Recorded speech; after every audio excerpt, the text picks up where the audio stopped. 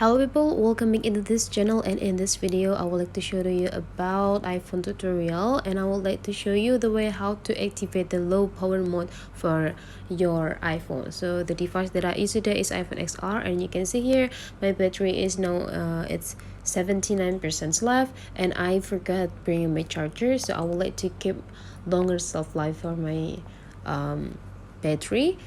I would like to use or activate the low power mode. So the way how to do that, you just need to go jump into the settings button, and then you just need to like scrolling down until you found the battery.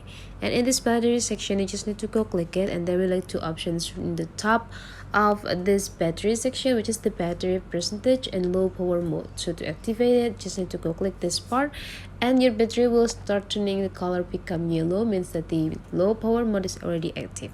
So there will be like several things that already like set by the system to reducing the use of your battery. So that's the way how to activate the low power mode battery on your iPhone. Hopefully this tutorial today is useful for you guys, so don't forget to leave some comment, like and subscribe into this channel, and I'll see you for the next video.